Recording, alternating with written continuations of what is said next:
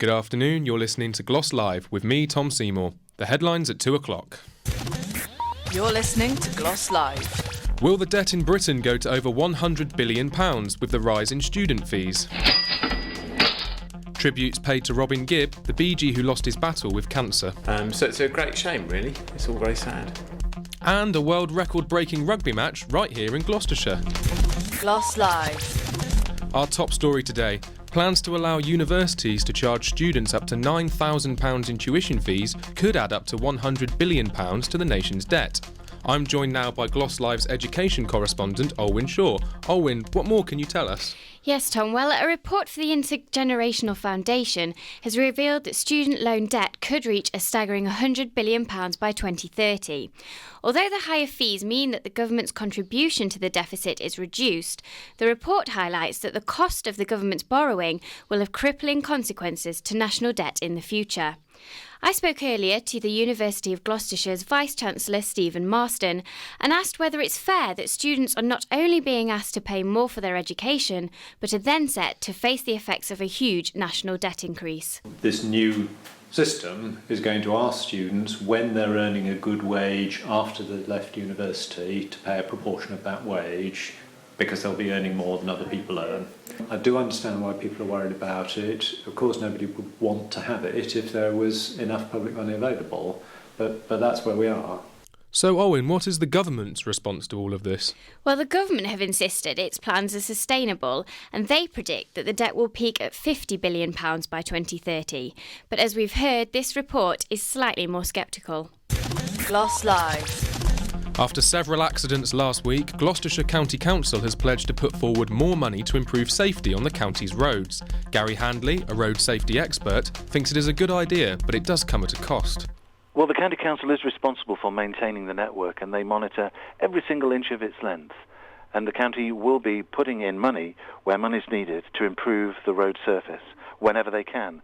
But with budgets being restricted and with the financial climate that exists at the moment, it's not as easy as we would like it to be.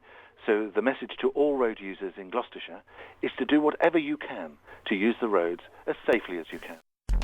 Lib Dem councillor Jeremy Hilton is heading the campaign to pledge more funds, and he believes the council is still not spending enough. Road safety is important, and there is other measures that the council can take to improve the safety of our highways.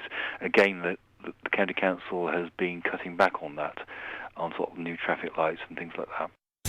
Glos Live. The man convicted of the Lockerbie bombing has died at his home in Libya after battling cancer. Abdel Bassat al-Megrahi was the only person convicted for bombing the Pan Am 103 flight in 1988, which killed 270 people. There have now been calls to reopen the case after his death. Jim Swire from Gloucestershire lost his daughter in the bombings, but says he never blamed al-Megrahi. For some of us who seek the truth about this case, and I don't accept that Megrahi's alleged guilt is part of that truth, the verdict against him has been used repeatedly as a block to any attempts by us to get to what might have laid behind the disaster. Glos Live. Tributes have bee paid to BG star Robin Gibb, who died at the age of 62. His family announced today that Robin had lost his brave fight with colon cancer. Gibb formed the Bee Gees in 1958 with his brothers Barry and Maurice, and they are one of the biggest selling groups of all time, with hits such as Staying Alive and Night Fever. Joe Wilson, popular music lecturer from the University of Gloucestershire, shares his thoughts on the star. And Robin in particular specialised in slightly odder, kind of more esoteric subject matter. So the other sort of Bee Gees songs were quite soppy, but Robin's were a slightly odder kind of songs. So it's a great shame, really. It's all very sad. Glos Live. A world record-breaking charity rugby match has lasted for over 24 hours. Winston's Wish Wanderers and KSM Orcs were made up of players from several Gloucestershire teams who bravely took part in this marathon event. Glos Live's Steve Madison was at the game. It's approaching the 23rd hour here at Hartby College, with the Guinness World Record for the longest continuous rugby match only 100 minutes away. As you can imagine, the players are struggling. They're looking tired and frequently grimacing with every step. Due to injuries and fatigue, they're now down to the bare minimum of 9 players aside. However, spirits remain as high as they were 22 hours ago. There's tents set up here on the sidelines where friends and families have been camping to show their support, and physios are on standby. The match is in aid of Winston's Wish, a charity that supports young children who lose their family members unexpectedly at a young age. It's a charity close to organiser Russell Brooks' heart, whose father died when he was 11. And Russell, like most of the players, is finding the game tough. It's been tough. We've had a couple of injuries. One of the guys done his collarbone, unfortunately. We're down to the minimum amount on each side, but everyone's hurting. But they're really keen to break the record and just crack on as best we can, really. Well, Glos Live can confirm Russell and his players did break the world record and raised several £1,000s for Winston's Wish, so well done to them. Glos Live. And Bobby Kearsey joins us in the studio now with the latest sports updates. Bobby? Yes, thank you, Tom. England looks set to win the first test at Lord's today. The home side was struggling on 57 for 4 when the West Indies removed Jonathan Trott and Kevin Peterson early this morning.